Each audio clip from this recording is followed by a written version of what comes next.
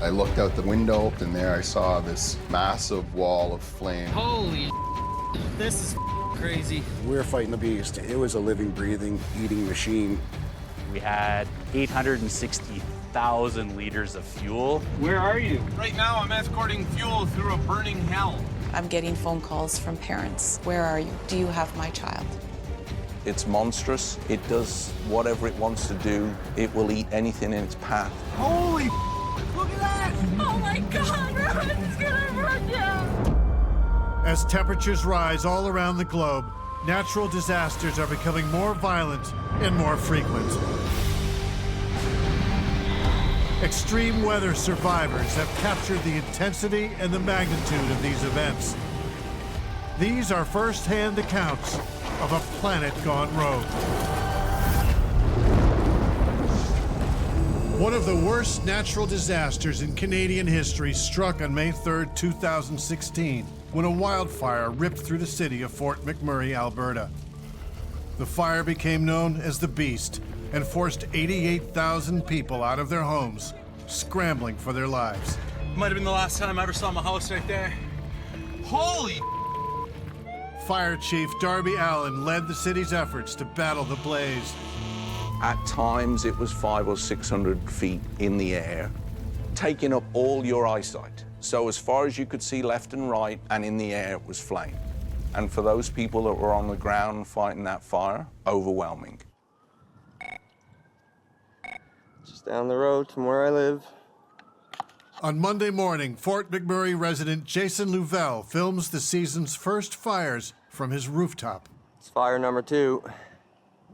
There's fire number 1. A few water bombers in there now. That's a bad one over there, folks.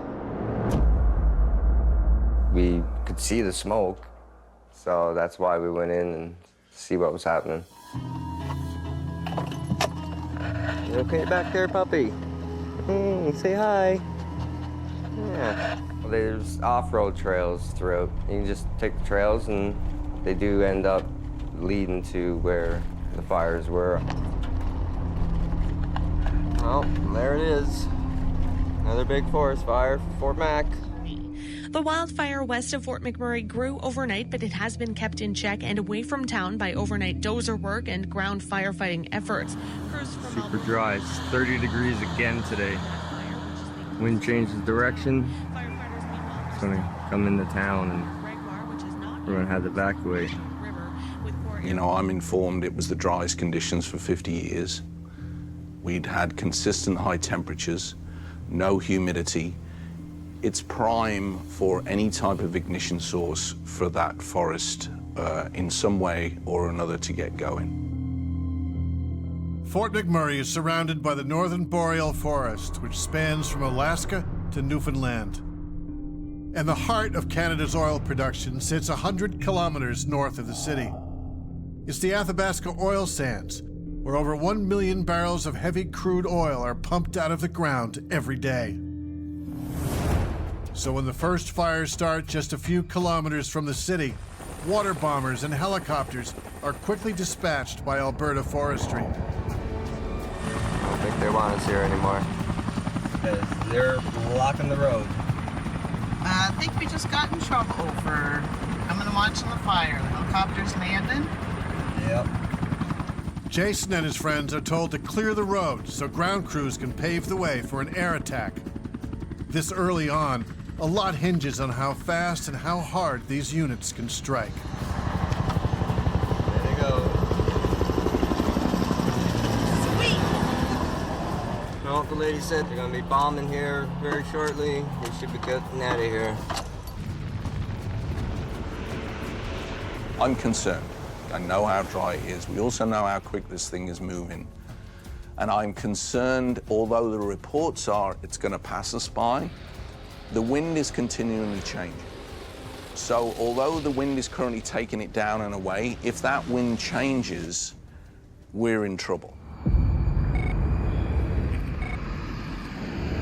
6:30 at night, on my way to night shift. There's a huge plume of smoke coming up just over the hill. Ash everywhere on the ground. Chris Burrows and Gina Bourdois have lived here for a decade. They've seen their share of wildfires, but this one is different. So, in a sense, we were sort of jaded because, yeah, we'd been living in a forest fire area and a forest fire zone, but it never got that close. Hope we make it through tonight. A little more fire starting. So at the end of the day, on the 2nd, we were in a comfortable position enough. There was no imminent threat at that time. But although we were hopeful, I was concerned that we were going to have some trouble on the 3rd. When dusk comes, firefighting crews are pulled back to safety, and Dale Benfeld gets ready for a long night. And that's what I did all Monday night, was monitor the situation with the staff that I had in the regional operations center. And really, that's the calm before the storm. At night, with the way the ground is out there, there's a number of valleys, there's a number of gullies. It can go in any direction, but you don't know where it is because you don't have a visual on it. Anything could happen.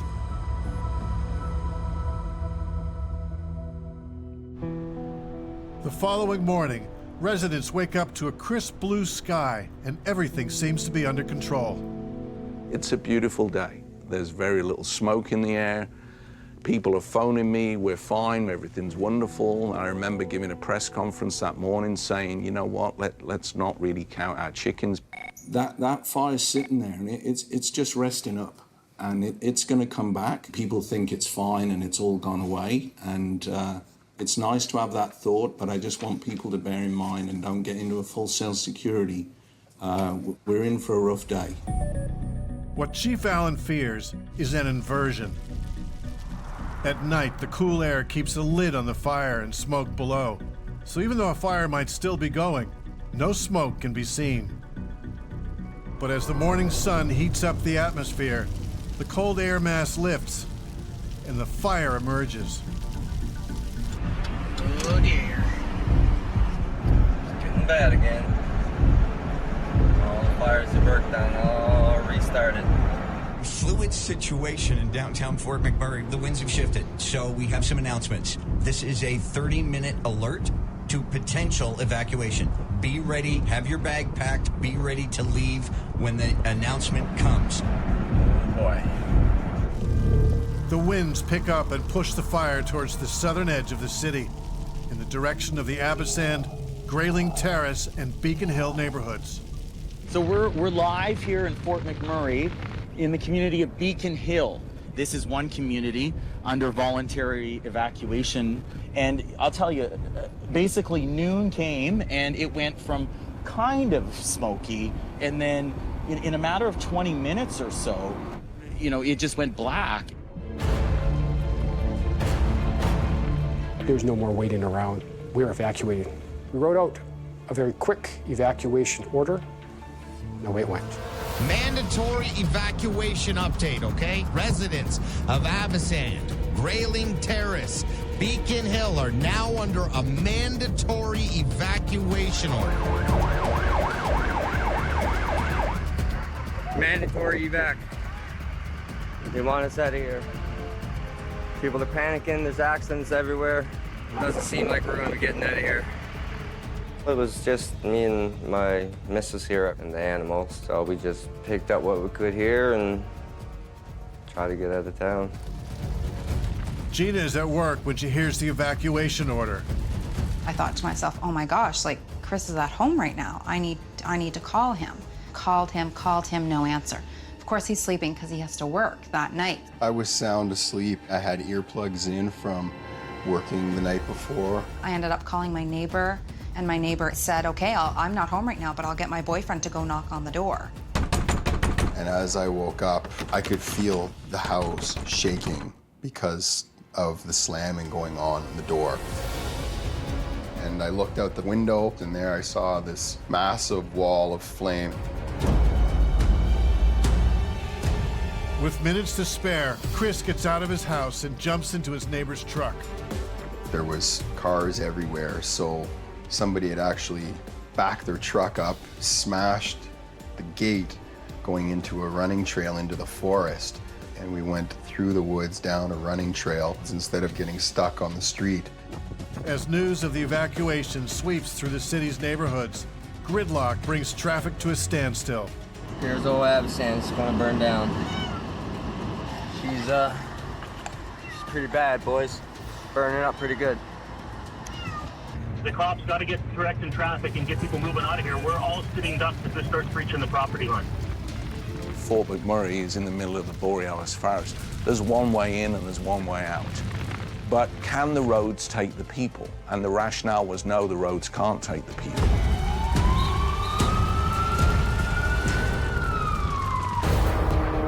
On May 3rd, 2016, a seasonal wildfire unexpectedly burns out of control. Hasty exit. Might have been the last time I ever saw my house right there. Holy! It threatens the Canadian oil sands boomtown of Fort McMurray, Alberta. Mandatory evacuation order. You gotta stay calm. Lord, keep us safe. Get us out of Fort McMurray in one piece. That is name. Look at that. Oh my God. Whoa. Yeah, I can feel Holy crap. the window is hot.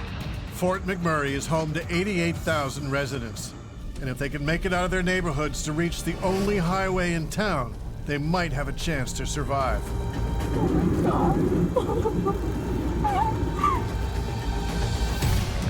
By now, there are areas of the city that are completely engulfed in fire. It's monstrous. It does whatever it wants to do. It will eat anything in its path. The beast does not let up. In a terrifying display of its unstoppable power, it jumps across the Athabasca River. It jumped 1,200 feet. That was astounding to us, because we had been told time again that the river was enough of a buffer that it wouldn't cross it. When it reaches something it wants to go across, but naturally it's stopping it, it tends to bend over the top. So that fire load and that wind is forcing it over the top. So those embers fly over now and they start touching down on the other side. You know, in a typical fire, you're talking about little pieces of embers. Here we're talking about whole pieces of trees and flying large debris that's on fire that's now falling on the other side of the river. It is chaos, really. You hear the emergency sirens going, but I need to show you, it's not just on the border. This is Fort McMurray burning.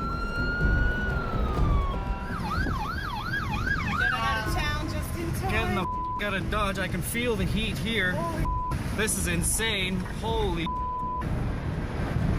Oh, you can feel the heat. Holy. This is crazy. Yeah, we're just stuck on the hill here. I think you may want to consider shutting down 63. You're not going to be able to get any of those cars that have it now. If you have to shut it down, it's up to you. This is Highway 63. The fire seems to be burning across the highway. So people who are trying to go southbound on Highway 63 here to get away from all of this now are likely having to turn around. Holy! Look at that! Roll your window up. Get over that lane. Holy! I felt I needed to go on the ground to get a sense of what was going on, to feel the situation. When I get to Avocen, I'm watching the side of the hill burning. There's a lineup of vehicles going up the hill. So each vehicle I assessed was about 3 meters long. Given that, I think about 10,000 vehicles have to leave this city. I don't have enough space. And this is where I'm talking with Darby. I say, we've got to move people north and south. The decision was made that if you lived south of Taganova, you will go south. If you live north of Taganova, you will go north. So we changed the southbound lanes to all be northbound so that the traffic could get out of town. Our most effective tool, hands down, turned out to be Twitter. You know, there was no fluff language in anything. It was, this community is under mandatory evacuation. This is where you need to go. But you're talking tens of thousands of people getting to see that message really quickly based on how fast it was being shared.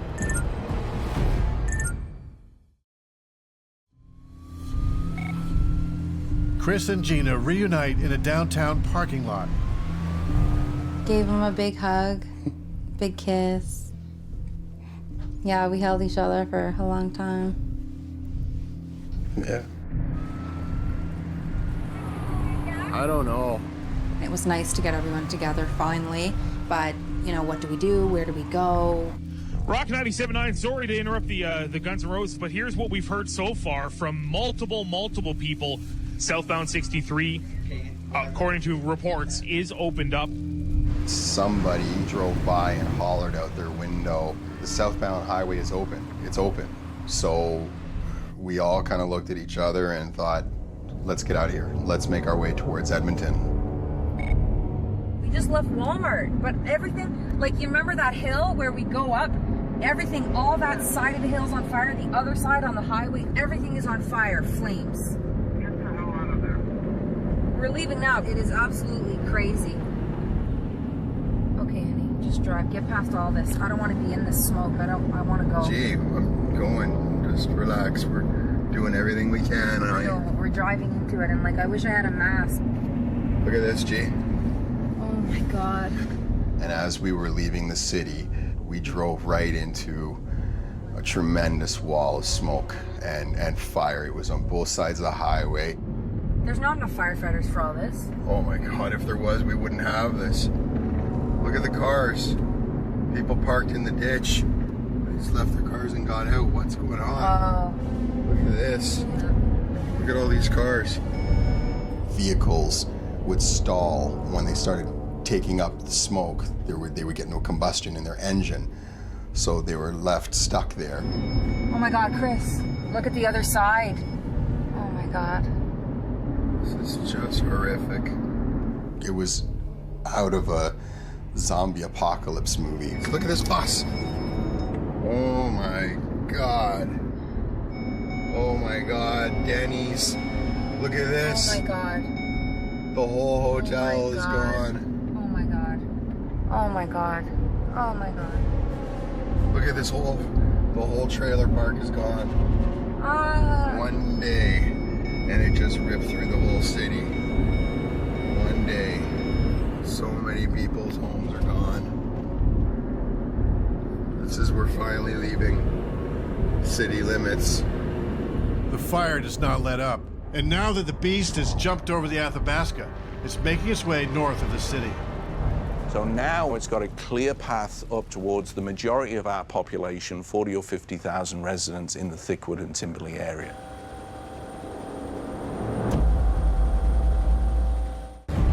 On May 3rd, 2016, a raging wildfire bursts into the city of Fort McMurray, Alberta. Holy look at that!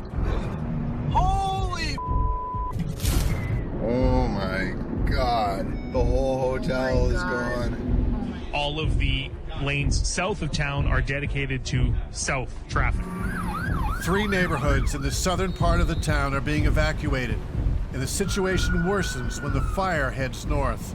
Mandatory evacuation for everyone, everywhere. There's the official word we were waiting for. So now we're faced with a fire coming into town that's approximately 4 or 5 kilometers wide, and it's about 20 kilometers long. We sent approximately 25,000 people north, and we didn't know where we were sending them. We just knew we had to get them out of town at that time. To the north of the city are the oil sands production facilities, but also the camps that house the workers employed by the energy industry. A lot of these camps can hold up to a couple thousand workers at a time. They're very large, so I knew there's a safe spot 20 kilometers away. And I started telling everybody, get the message out, everybody goes to Norelta Lodge. From there, we could get people farmed out to all the other camps north of here. At the Father Turcotte Elementary School in downtown Fort McMurray, a few students are still waiting for their moms and dads. But Principal Lisa Hilsentegger decides it's too dangerous to wait any longer. There didn't seem to be any more parents showing up at this time. So I did an all-call in the school. We're leaving. Please come to the front. Students got on the bus. I got on, closed the door. There was no doubt in my mind that that was my responsibility to see it to the end, to get all the students home. Just a repeat for you, a mandatory evacuation for the entire city of Fort McMurray is now in effect.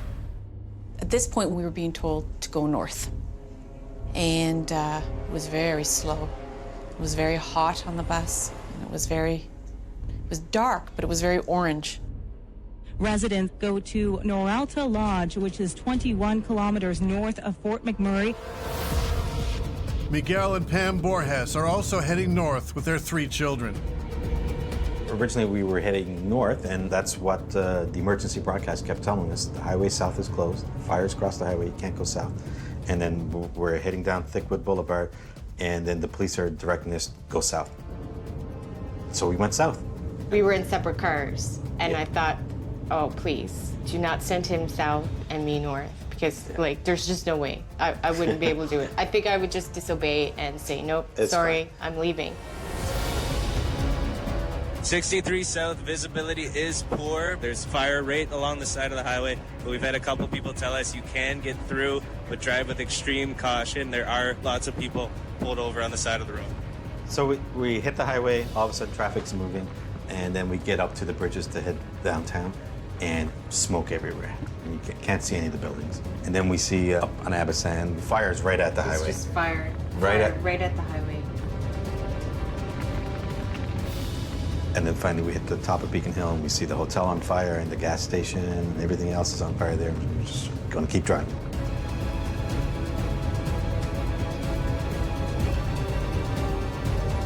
The message is to get out. I think people are realizing this now. If they were staying behind, you know, it's just too risky. And when you drive by this, you know why. You have to get out. While the highway fills up with traffic, firefighters save the homes people have left behind.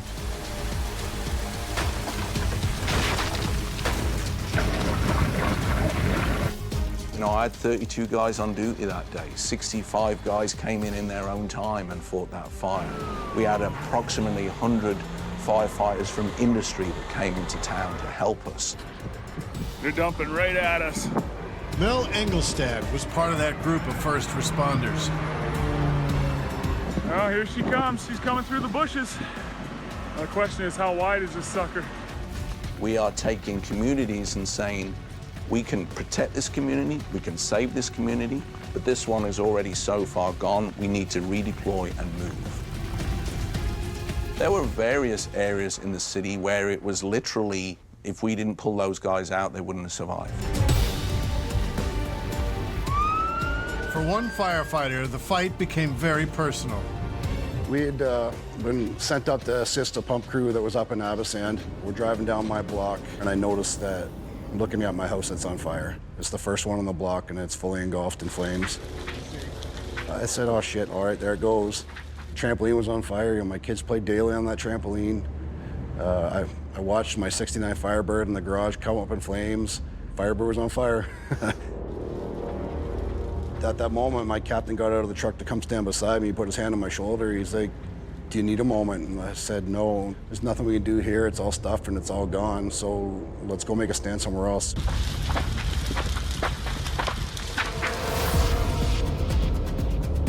Miguel and Pam have made it out of town. But now they're stuck in traffic, and the next gas station is 200 kilometers away. So this is when real panic started setting in because Pam's van was going to run out of gas.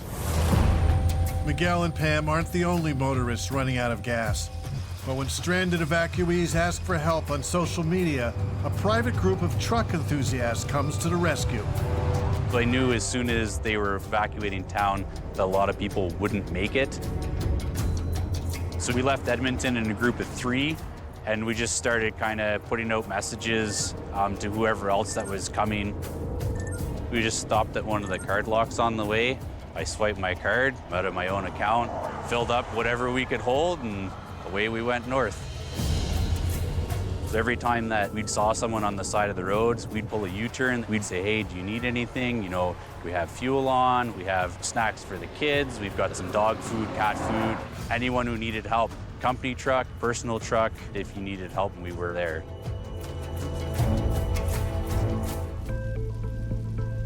By the time Miguel and Pam Borges reach a service station that still has some gas to sell, they're running on fumes.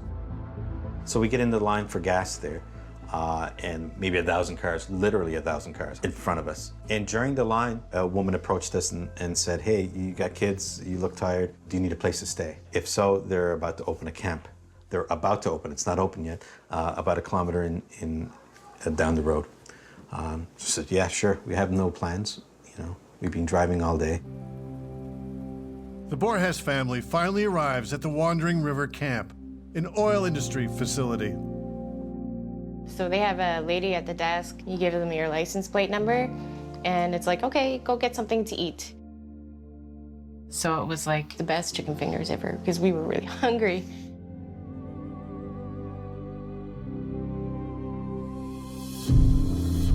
Back up north, Principal Lisa is still on the school bus with her precious cargo.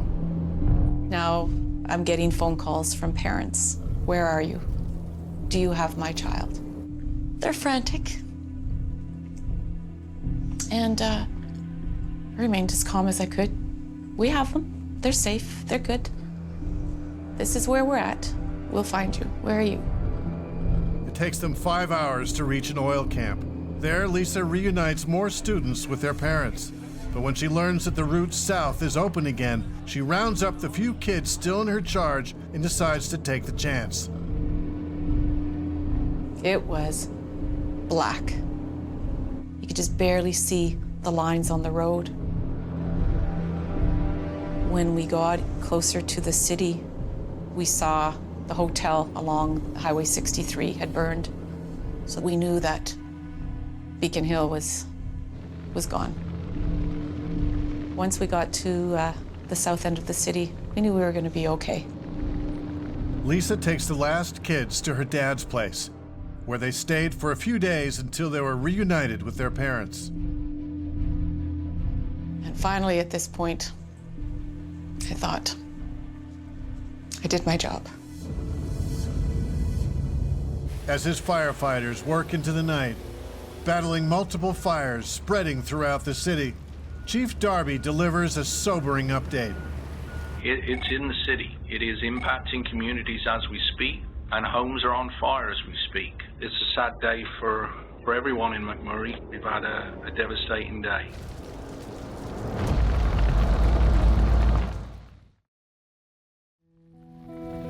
May 3rd, 2016 delivered a devastating blow to the city of Fort McMurray, when a ferocious wildfire swept into the oil sands boomtown and forced 88,000 people to flee for their lives.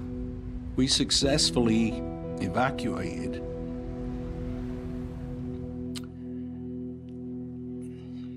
88,000 people.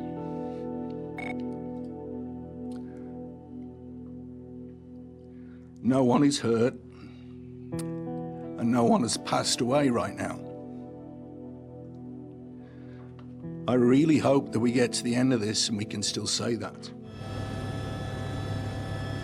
When first light came on the 4th, we managed to get some reconnaissance and see what had happened. And I felt a weight lift off to my shoulder once we realized that the people were out, because that creates a different dynamic. Now we're fighting structure fire.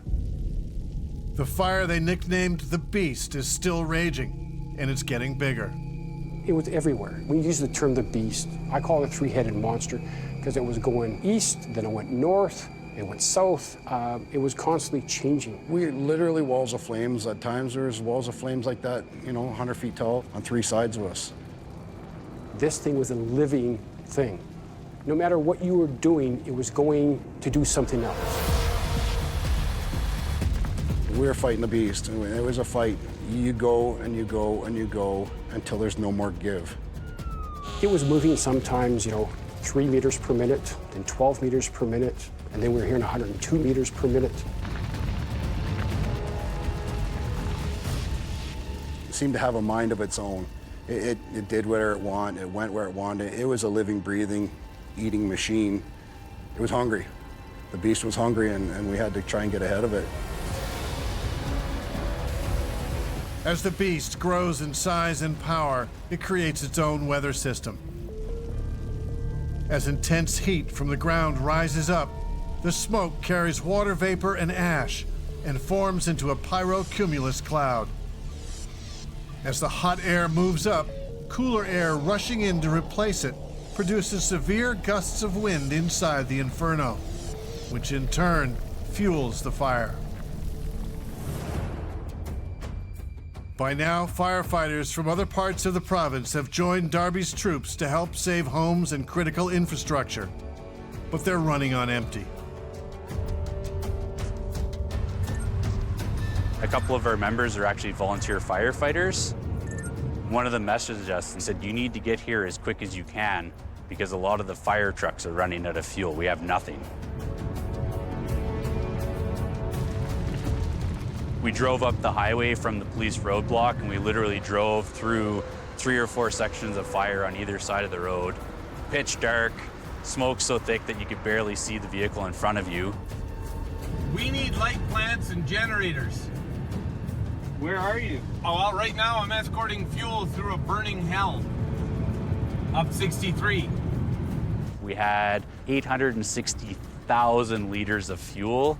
We thought if anyone looked at this from the outside, they'd think we're crazy. We're literally driving a vehicle loaded with a bomb through an inferno. They couldn't really believe that we were just a regular bunch of guys that figured that someone would need help, and we just kind of showed up. Back near the Athabasca River, the fire is still raging and is fast approaching one of the city's most critical pieces of infrastructure. This water treatment plant is what feeds all the hydrants that's being used in the firefight. As a firefighter, the worst thing you feel is when you don't feel that pressure in that hose line and that water's not coming in the end. As the fire advances towards the plant, a skeleton crew of engineers man the pumps to keep the water flowing. You could stand in this control room here and look out at the fire, and you could watch the flame start up when a wind gust came through and go back down. Like, the fire was everywhere. Those guys were still in the water treatment plant, keeping that water going with fire totally around. The firefighters are doing their part to help fight the fire on the front line. We need to provide them with water. If we had lost our water treatment plant, we would have lost our city. In the following days, strong gusts of wind fanned the fires. Now it's heading towards those oil sands plants where we've got all those people. I had to evacuate north to one of the camps up north, and one of the big fears up in the northern camps was, well, what if the fire went north and continued going north and blocked off the highway? We would essentially all be stranded up there, and by day 2, that was becoming a real sense of worry. So we brought them out in convoys. RCMP vehicle in the front. I believe there was 30 or 40 vehicles at a time in that convoy. The energy companies also charter additional planes to fly evacuees and their pets to Edmonton and Calgary. Once you started hearing about the flight starting to go out, I think there was a little bit more calmness in those camps from the evacuees, because they knew that they were going to get to safety sooner rather than later. In all, about 25,000 people were evacuated from the northern camps. And as they fled, hundreds of firefighters flew in from all over Canada to assist in driving out the beast. By May 12th, through the persistence and bravery of many, the fire was finally chased out of Fort McMurray. Hey everybody, just want to let you know we think we got this thing beat in McMurray. So I just want to let you know, like, we just can't let you back until it's safe. We got to check the electricity, water, all that stuff. So we'll get you back as soon as we can, we promise. Be patient, look after yourselves, take care. Now the question on everyone's mind is, how much damage did the city suffer, and whose homes are still standing?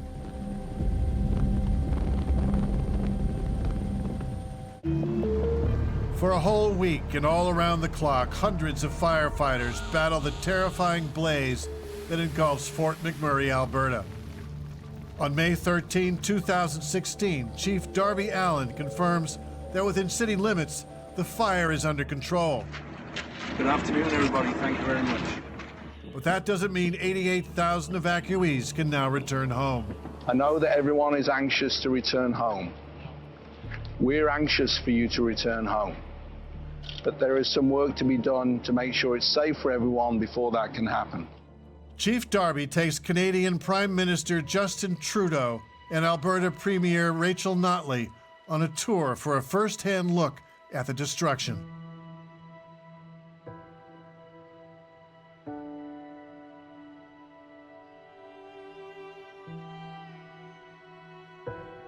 Entire neighborhoods have been destroyed.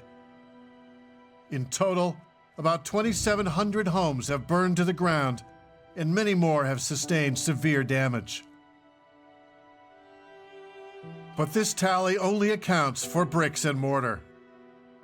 It does not include the deep emotional distress that now affects the entire community.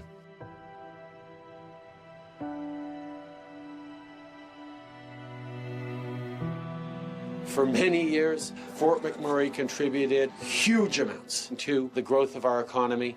Now this community needs help, and I can guarantee you, Canada will be here for this community.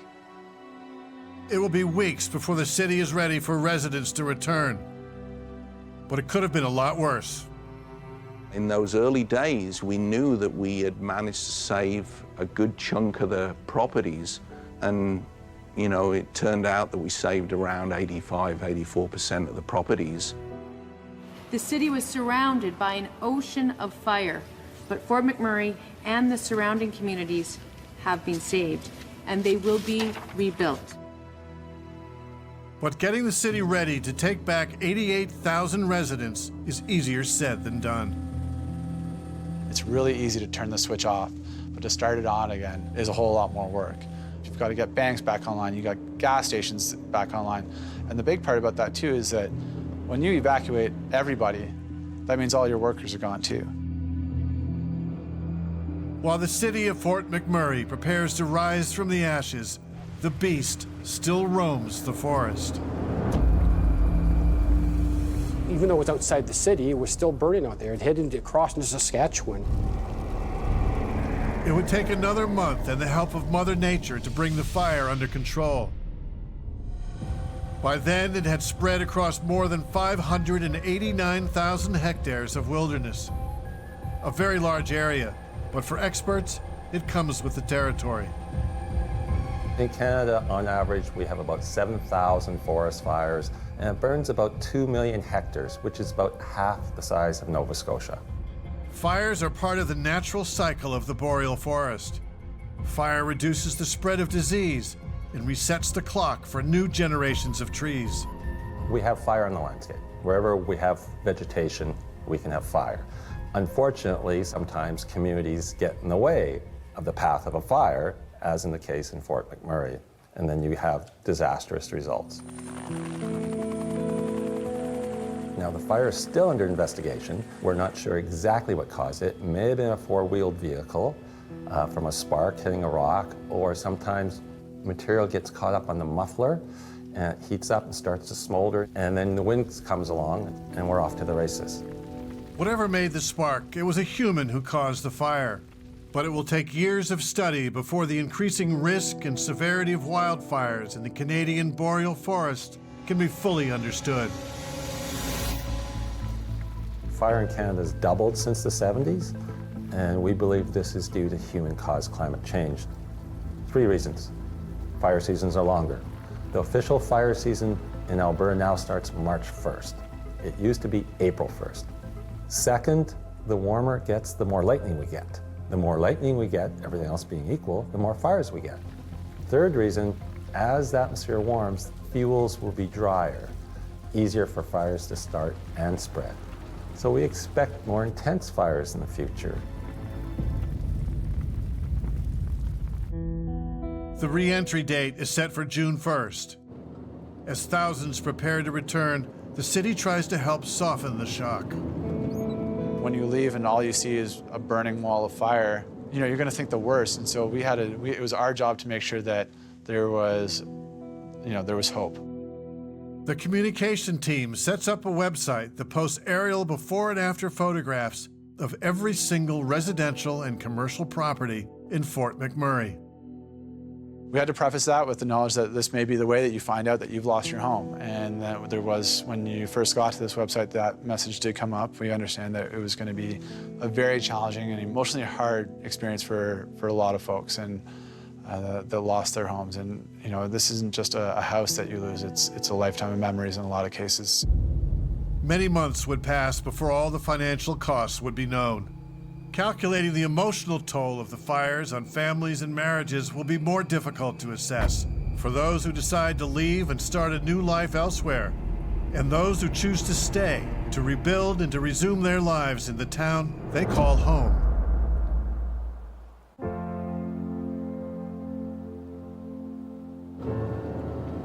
By June 1st, 88,000 Fort McMurray residents begin returning to their communities, and a welcoming committee is awaiting them. We drove in, and just as we're up to the bridge, Carmen wakes up, and she sees the firefighters, and she said, "Are we home? Are we home?" And she was super excited. She started to cry, and then, of course, I started to cry. Our chief, Darby Allen, organized 2 trucks to stay on top of the bridge coming into town. We had a huge 50-foot Canadian flag flapping in the air, and 2 crews of firefighters standing on the bridge waving at everyone coming in through on us. You know, there was a lot of honking horns and tears, and for my guys that were on that bridge, it meant a lot for them too. We were the last people they see when they left the town. So for them to see us coming back into town, standing there waving at them, I think that hit a lot of hearts in a great way. But for many returning residents, the firefighters' warm welcome was followed by a devastating and heartbreaking sight. Entire neighborhoods destroyed by the wildfires.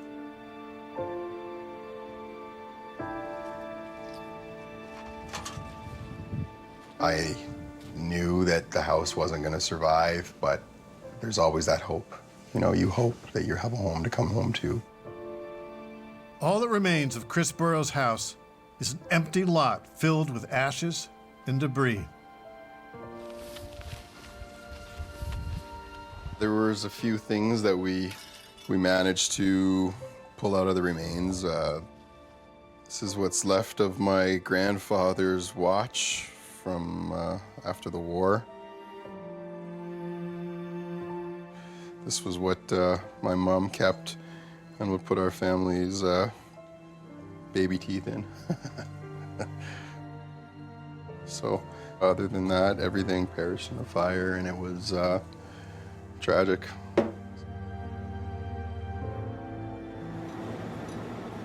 Whoa, it jumped the road from over here.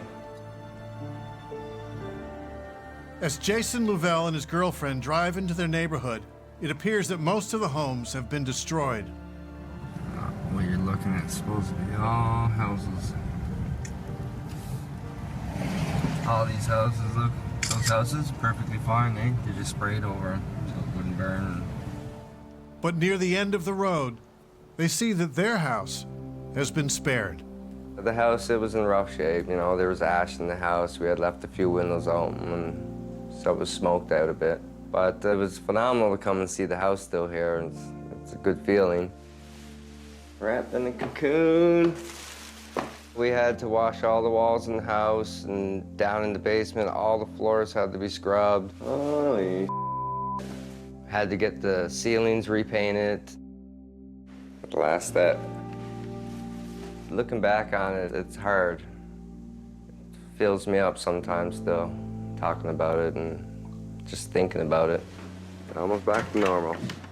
Hey, puppy.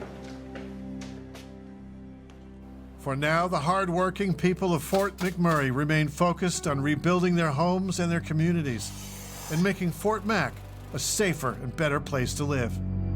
You know, it's an unbelievable town, and I've only worked here for 7 years, but this place welcomed me, and I feel a tremendous kinship, ownership with the people here. And I think, if anything, you know, this has maybe let the rest of the country know that it's a pretty good place to be.